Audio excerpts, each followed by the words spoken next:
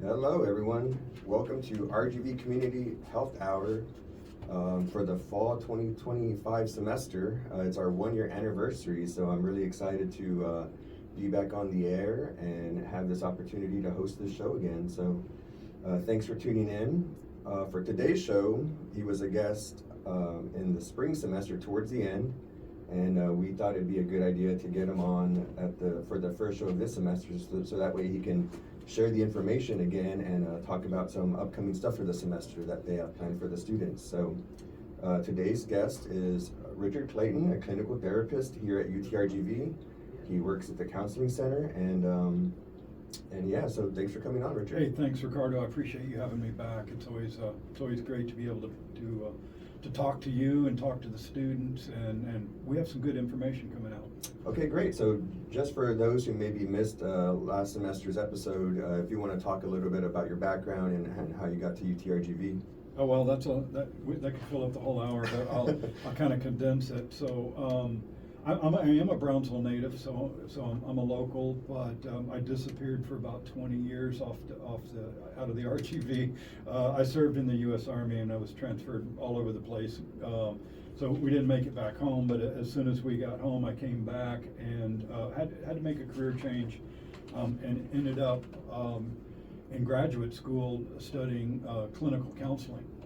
And then afterwards, about a year after graduation, I got hired here at UTRGV as a clinical therapist, as a licensed professional counselor, and I've been doing that ever since. And so while I'm predominantly based on the Brownsville campus, I do travel once a week to the Edinburgh campus. And by the way, anything we talk about today is both on the Edinburgh and Brownsville campus. Okay, thanks for clarifying. So yeah, we're one organization. Just 2 locations, actually more than 2 locations. I'll cover that here in a little bit too, because we are actually expanding. We just recently expanded to the School of Podiatry in Harlingen. Oh, wow. Yeah, and we also have 2 therapists that are uniquely assigned to the School of Medicine out of Edinburgh. So we have everything covered, plus we all have our own little specialties. I'm embedded in with the Military and Veteran Success Center, so they have their own therapist, me. Yeah, so we're kind of spread out. We're trying to cover everybody as best we can.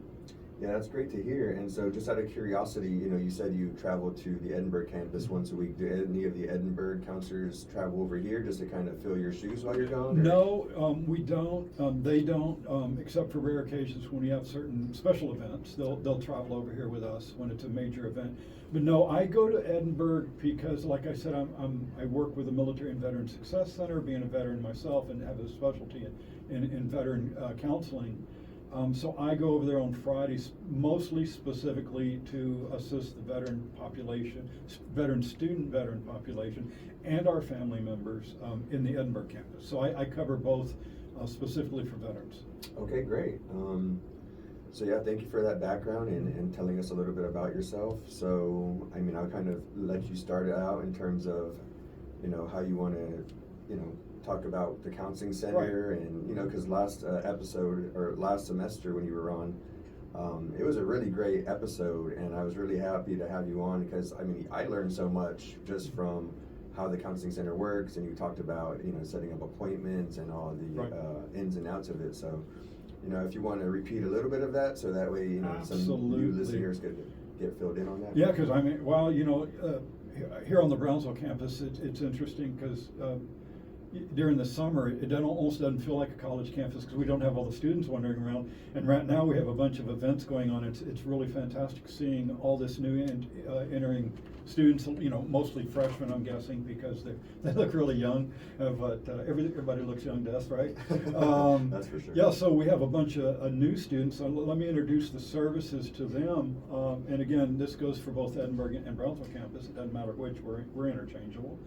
But what the UTRGV Counseling Center is, we provide free and confidential, and I'll cover confidential here in a minute, free and confidential services to all currently enrolled UTRGV students. We do not service faculty or staff. We are real inward facing, meaning we only service the students. And when I say free and confidential, I do mean free and confidential. We don't ask for money, we don't ask for payment, we don't ask for insurance. And when I say currently enrolled students, it doesn't matter if you're an entering freshman or if you're finishing your PhD. It doesn't matter. So long as you're a currently enrolled student, it doesn't matter if you're enrolled in one 3-hour course or you're taking an 18-hour load. Okay. Okay.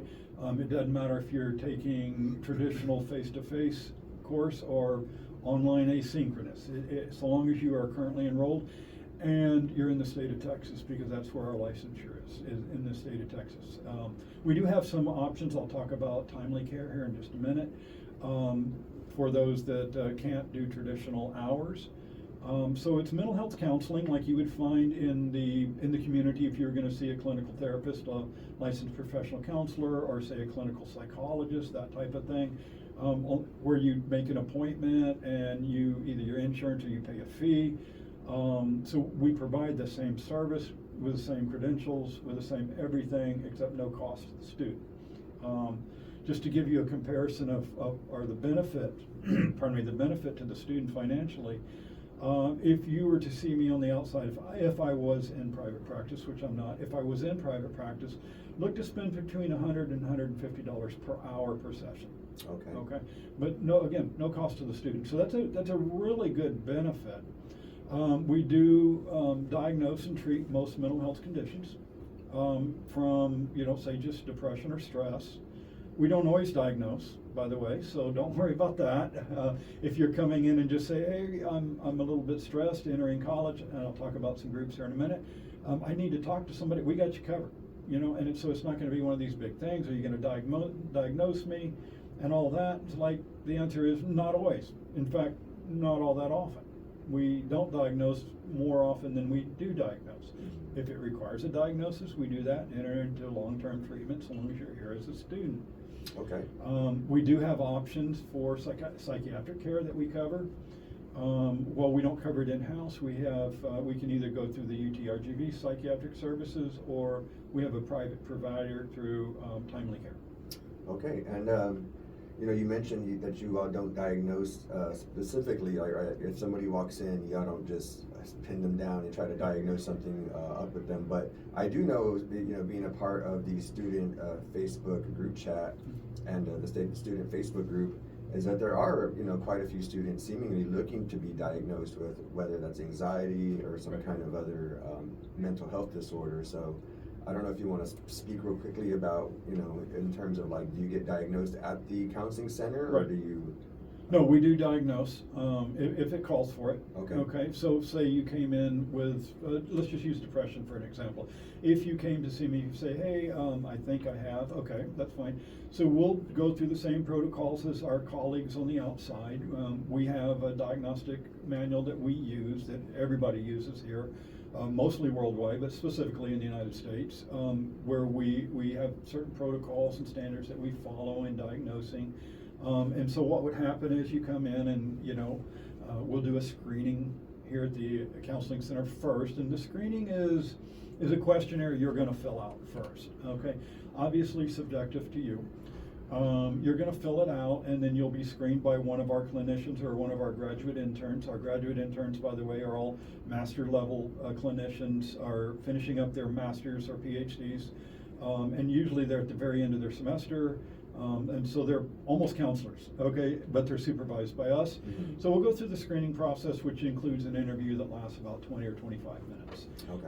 Where I would talk to you, I ask you specific questions. From there, we'll make a decision on where we want to go. Do we want to go into some brief counseling, which again may not include diagnosing, but let's say it is a little bit higher level, and we do need to diagnose, or you're coming in with a previous diagnosis, say. Entering freshmen coming in with a diagnosis from, say, the school districts. Mm-hmm. Okay. Okay. So we will definitely look at that. And we'll go through our protocols if necessary, and reevaluate and diagnose and develop an individualized treatment plan specifically for you. So we don't just use a treatment plan that's pre-printed and say, okay, here's your treatment plan because it was depression. Mm-hmm. No, it's going to be individualized to you and your needs, and it's your treatment plan. Okay.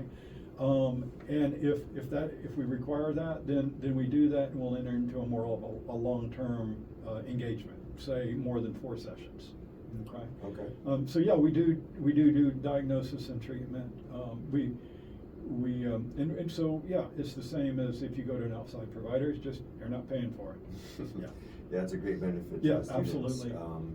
You know, I've talked about it before, how I use the what's called the Veterans Center for Right. my mental health counseling, Right. and I go bi-weekly, and I've been going. My 1 year mark was actually this summer in July, I want Wow. to say, and so yeah, for me, it's a big milestone because have used the services before, but a lot of times, you know, I might go for 6 to 8 weeks, and then life kind of interrupts something, and I kind of fall out of that rhythm Right, of right. kind of building that.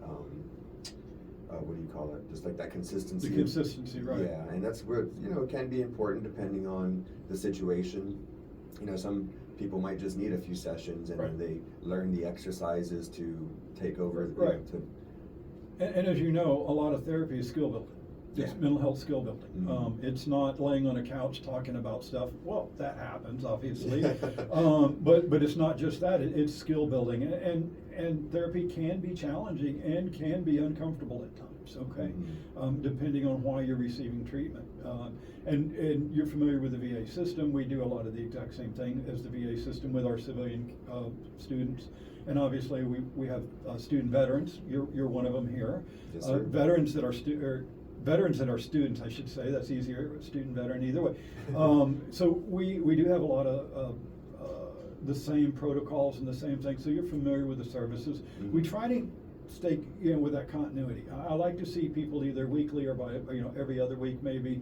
And as we go down the road, as treatment works and the client builds their skills, we may extend those times. So it may be 3 weeks in between sessions, okay? Mhm. Or it may even be a month. I may do a monthly check-in with a student who's been in long-term care. How they've progressed and all that. And hopefully we get to a point where their skills are to the point where they kind of, you know, are solo by themselves going out and doing their own thing. And that's the goal of therapy, is that skill building. Yeah, for sure. Right. You know, because you know, it's obviously, you know, you're in kind of in a safe space with the counselor at the counseling Right. center, whether it's here or whatever, you know, center you choose to go to. But when you leave those walls, you know, the reality of life hits you again, Right. and it's trying to remember, like, hey, I need to breathe through this anxiety. I shouldn't just Right. like Yeah. tense up and keep my breath short. You need to take like deep, long breathings. Oh, all right. We're gonna take a quick break in case this thing is still broadcasting. Oh, there. Wait. What? Okay. Hopefully it's still going. But yeah, we're gonna take this opportunity to take a short music break, and we'll be right back, everyone. So stay tuned. Thanks. All right, everyone. Sorry about that. We had some technical difficulties with. Oh, look, there's some playing music. So there's a stomp going on outside right now here on the Brownsville campus, and that's why you might hear some music in the background. So, I mean, with our faces in the mic, you know, you should be able to hear us dominate over the background noise. So, just a heads up that that's what you're hearing. But also, as a quick reminder, the views expressed in RGV Community Health Hour are for informational purposes only and do not constitute medical advice. Be sure to consult your primary care provider for all your healthcare needs, or come see Richard if you know, if you're looking for some mental health help. So, Richard, go ahead and you know, continue on in terms of what you want to talk about Okay. with what y'all have going on this semester. Yeah, let me real quick cover about how do you get services. I hope everybody heard what we were talking about before on some of the services we offered, the free and confidential services. But you're asking yourself, well, how do I make an appointment? Or how do I get into one of the groups we talked about? Good question. So you can do it one of two ways. You can either come straight over to our office and say, hey, I'd like to make an appointment, or you can call. Our phone numbers are 956-665-2574 or 882-3897. And it doesn't really matter which number you call, whether you're on the Edinburgh or Brownsville campus, because they'll be answered by the same people, or either campus can help you schedule. You just need to tell them, hey, Edinburgh, Brownsville, or whatever. And so that's the way. And then here in Brownsville, we're in the student union. second floor, directly above the game room. Everybody knows where the game room is for some reason. You just tell them the game room, which is right down from El Comedor, where you go to eat. But we're on the second floor. You can just walk in, normal business hours, 9 to 12, and then from about 1 to 5, someone will be there, and you can just come in and say, hey, I'm a currently enrolled student. All they're going to ask you is for your student ID and make sure you're currently enrolled. They will not ask you about why you want to see a counselor or therapist. Remember, I said confidentiality. Our administrative staff takes that real serious as well. They won't ask you that. So that's only between you and your therapist. Yeah, that's good. That's pretty comfortable to show right. That information whenever you're just see a counselor, not the administrators that right. point you to some answering calls and things like that. Yeah, and it's nobody's business. And when I say confidentiality, Ricardo, we do mean that. So we will explain that both written and verbal, what confidentiality means. But just to give a short one on here, what it means is if you're concerned about it, and everybody is, I certainly would be. What it means is basically no professors, no parents, the school, nobody else is going to know why you're here. It's not going to go in any record. It doesn't go in your transcript. That's between you and your therapist, unless you give us written permission to disclose it to someone else, a third party. For instance, say you were seeing me and you wanted your mental health records to be forwarded to, say, the VA or an outside provider. Let's say you're graduating now and you're going to go see an outside provider, and you want your records. Well, you would sign a paper saying, hey, I would like to release my records to a specific person, and we'll do that. But without your written record or a court order, it goes nowhere. And so there's always a concern of, will this follow me? Is it going to go on my transcript when I graduate? Is my future employer is going to know I went to see a therapist? The answer is no, unless you disclose that. Mm-hmm. Okay. So we do the student confidentiality. Now, if you're under the age of 18, and we do have students that are under the age of 18, they either graduate when they're 17, or we have the Math and Science Academy here, which we have 16 and 17-year-olds attending dual enrollment mm-hmm. programs. Mm-hmm. They can see us as well. There's just one additional paper that has to be signed by a parent or guardian. Oh, okay. Yeah. That's good to know. Right, but we can see them.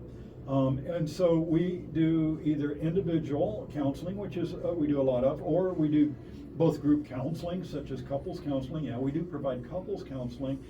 Both students or both parties have to be a currently enrolled student. And what is a couple? Anything you define it as. It can actually be two friends, just two buddies can do it.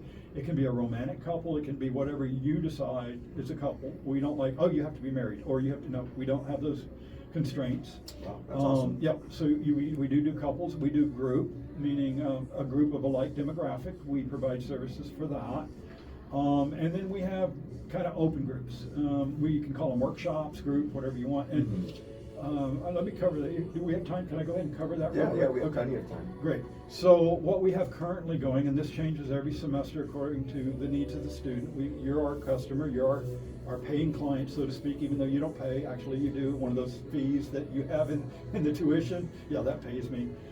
So what we have going on, we have something almost every day going on, and some of them are face-to-face traditional. You're going to come in over here.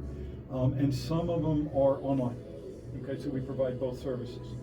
Mondays, we don't have any groups going. Mondays are kind of when we start seeing people and everything. Mondays have always traditionally been a little bit difficult for students to come in for group, just because it's the beginning of the week.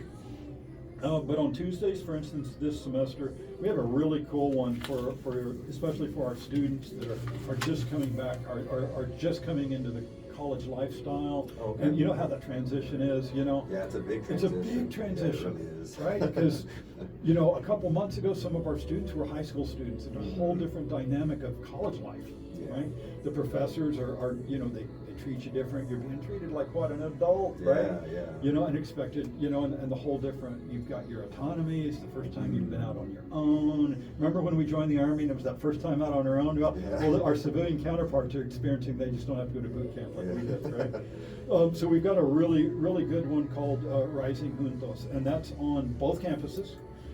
That starts September 16th. It's every other Tuesday, okay, from 12:15 to 1. I think they're gonna provide snacks. Oh, cool. And we're working on that right now, and we were talking about that earlier. I think there's gonna be snacks provided, but if you brought a bag of chips, I don't think anybody would, nobody's gonna complain if you brought a bag of chips. I don't know if you can bring a Whataburger, but yeah, so we'll see about that. And what Rising Juntos is it's about an emotional support and wellness activity, that are challenging our students right now. Okay, we've got a lot going on, and this is kind of one of those support groups for that. Yeah, that's great to hear. Of course, everybody's kind of, like I feel like the tension was palpable at the beginning of the year with the new administration and all the deportations Right. and detaining people. Right. Just kind of, people have seen it on the news. Just students that are just maybe on a student visa or whatever the case Yes. is, and then they just get scooped up on the side of the street. And, I've seen it in myself, in my neighborhood, just like, your landscapers and your other construction workers just getting chased down by ICE. And Right. it's kind of like, Right. kind of crazy these days, so. That's a valid thing you bring up, and thank you for opening that up. So I do have students ask, are you concerned about immigration status? And the answer is no if you're a student here. We don't ask anything about immigration status, not a word. It's nowhere on our paperwork, except we do ask if you're an international student, and that's it. Then we leave it at the door. Don't care about that. And I've had students ask, is it okay to talk about immigration in our sessions? Absolutely, this is your session. It doesn't go anywhere. I'm not there's no mandatory reporting on my part as far as immigration stuff. As, can you speak freely? Absolutely. Can you speak freely about politics within the session? Absolutely. Okay, you're not gonna get my opinion because I remain unbiased, and that's for the student, okay? But you absolutely can, and it is very stressful, and we do have a large international student population here. We cater to that. We embrace our students. So yeah, you can talk about that. And that is a valid thing to come in. I'm worried about immigration. I'm worried about that. Yeah, come on and talk to me. Or Yeah, talk to one of our. and on top of that, kind of in that same boat is like DACA recipients or the Dreamers. The Dream Act, So, yeah. yeah, so I know a couple of Dreamers that are students and employees here. Right. And, they're always a bit worried in terms of like, just kind of walking a fine line and making sure that, of course, you never want to get in trouble, but, Right. you're just trying to keep, dot your I's and cross your T's these days for people like that, because they're looking for kind of any reason to, pin you down and ask you questions and, Right. and do those types of things. So, that's good to know that you keep those things, like anything, of course, like the counseling is always, what stays, what's said in that room stays in that room. Stays in that room with very, very few exceptions, and immigration status is not one of those exceptions.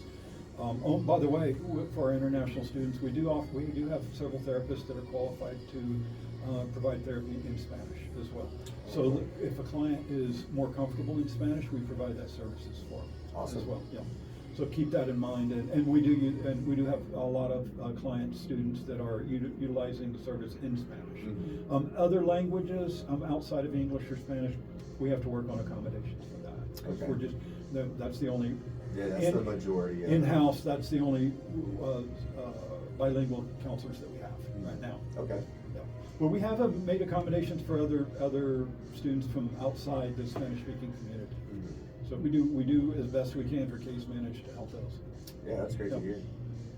Okay, so some of the other ones, I was kind of talking, we started off with talking about how college life is challenging, right? And we have another one also on Tuesdays. It's Adjusting and Vaquero Life Together. That one's going to start on the 23rd. And that one is in Edinburgh, face-to-face at our center. Okay. And that's in the afternoon from 3 o'clock to 4:15. And that's every day, again, starting on the 23rd. And I've got a little synopsis. Our therapist that's running it, Bianca, was kind enough to give me a little synopsis on it, kind of give you that adjustment. It's learning to coping skills to handle stress, homesick. I've been through that, anxiety, loneliness, and feeling overwhelmed. I think I felt that my first overseas tour, so I have a lot of empathy for these students that are coming in, right? Yeah, for sure.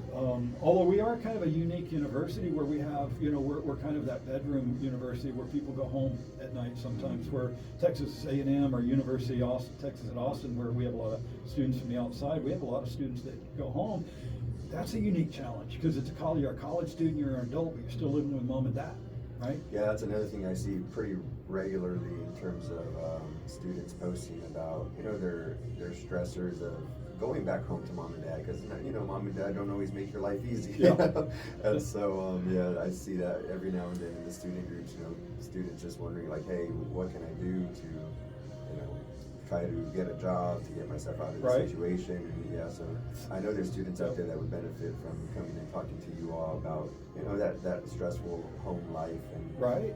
yeah, so yeah, I feel like we've all been there, right? Whether it's an everyday thing or once a month thing, mom and dad can get under our skin a lot of times. So Yeah, and so my experience with that is not as the student, but with the parent. My oldest daughter went to University of Texas Brownsville here, our legacy institution, and she lived at home. And so I experienced that as a parent, having my university student coming home every night, at having a job, and the stresses that she went through with that. So at least I had that experience. I didn't have the lived experience of coming home to college, from college with mom and dad living there. But that is it does a unique thing. And we have, students that are concerned about that, because it's hard for the transition for the parents too, because it's been their child, and my daughters are in their 30s and they're still my children. yeah, right? of course. And they're always going to be your babies. Always going to be my babies, no matter what. Always going to be my babies. But how do you handle that dual life? I go away during the day and I'm a college student, and I'm being treated like an adult, and I go home and mom still wants to baby me or something, right? Exactly. And so we have that, and we have a lot of first-gen college students coming in, where the parents may not actually understand the college lifestyle, because maybe they didn't have that first-hand experience themselves.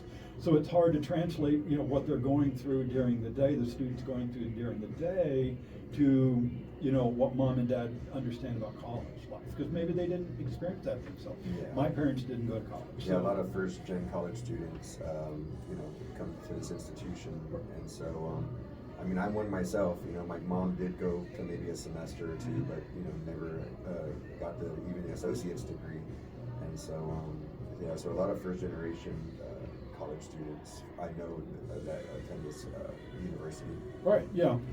Yeah, so we're there for you. In fact, several of our therapists themselves are first gen. So they have the lived experience. So they have, when they're talking in session, they have that lived empathy that the student is seeking. They're like, I've been there, done that, so to speak. So yeah, several of our therapists I'm not going to call them out by name, but they're first gens. And so I'm first gen for college, but I came a little bit later for my graduate degree and stuff like that. So it was a little bit different circumstance. We do cater to those returning college students too. I deal with it with the veterans, because they're returning students. They have a whole different life that they lived prior to coming back, or our non-traditional students, meaning the older population. I have a lot of clients. But I've had clients, my oldest client has been 70 years old. Oh, wow. Yep, she was coming back for her third master's degree. Just a lifelong learner. I asked her, just out of curiosity, why are you back? Because she liked college. And so my youngest has been 16 years old, and my oldest has been 7. Yeah, that's quite the range. That's quite the range, isn't it? Yeah. And so yeah, there. So moving on. Okay, so on Wednesdays we have some really cool expressive art workshops, and that's on both campuses. Okay, cool. I do expressive arts myself with the veteran population, but I'm not involved in this specific one. But we have a therapist on each campus that are going to be doing that, and these are from 11 to 12:30. I'm sorry, this one is specifically in Edinburgh. It's 11 to 12:30 in our wellness center, which is right there at the counseling center. And they're going to be doing different projects each session. Okay. My understanding is you don't have to attend all the sessions. I think you can do pop in on whatever time allows. Although it would be really cool. I love expressive arts. I have a whole different viewpoint of expressive arts than I did back in the day. Understanding the therapeutic value of it, working with veteran population. I don't know. Have you ever done any expressive art work in your experiences? I can't say that I have, no. Okay. Well, we'll be doing some later this semester, and I would like to invite you personally to come in and experience it firsthand, and maybe you can give some viewpoints on how it felt. Yeah, for sure. I'd be happy from to. your viewpoint. And then we have another one called Understanding Self and Others. That's starting on the 24th. That is also in Edinburgh. And then we have a virtual group, which means it doesn't matter where you are, so long as you're around. I've done some virtual groups, and I've had clients Dallas, I had a couple clients in Dallas, and then some Wow. other ones in other areas. Mhm. Some of our non-traditional students, because we do have some online programs, and so they're enrolled in that, Mhm. and they can attend these. You don't have to be local to the RGV or a certain campus. And there, it's kind of a finding your flow skills group. And that starts October the 2nd, so you've got a month to think about that, or 3 weeks anyway to think about that, and that'll be virtual. And any of these groups, if you're like, how do I enroll?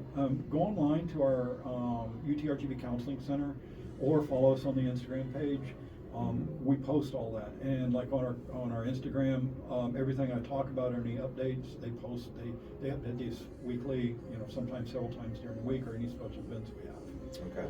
For our veterans out there listening, we do have a weekly veteran peer group. It is not therapy or counseling.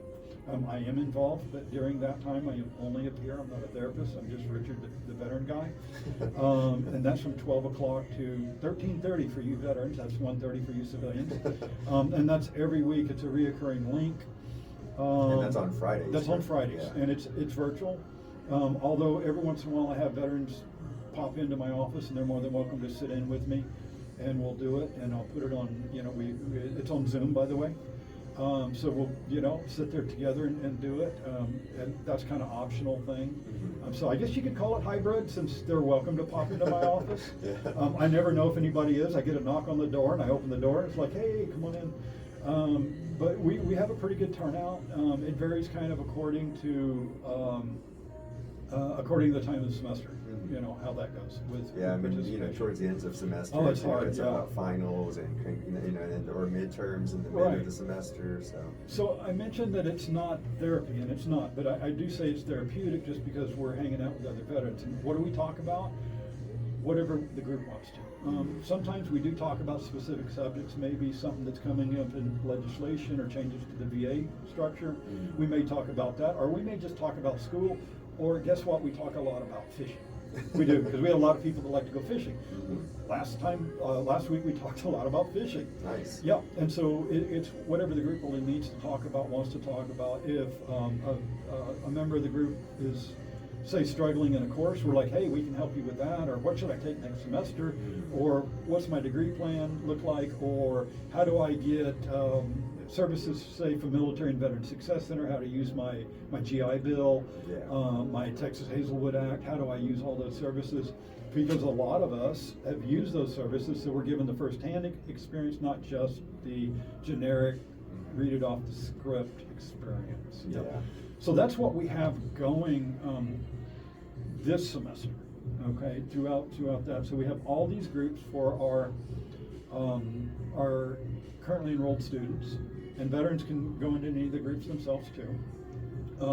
Or you can, come in for individual counseling, but that's what we have going this semester. Okay, great. Yeah. All right, and with that, I'm just going to take a quick music break, and because try to take the music break right after our technical difficulties, but the internet went down, so that's why we lost connection to everything. So thanks for staying tuned in, everyone, and we'll be right back after this short music break. Thanks. So you just Google is your friend in these aspects. You don't have to memorize these things, or you can just stop by one of our offices, and we have that information handy. So definitely it's super easy just to find us. Again, Google is your friend. Don't try to memorize it. Mhm.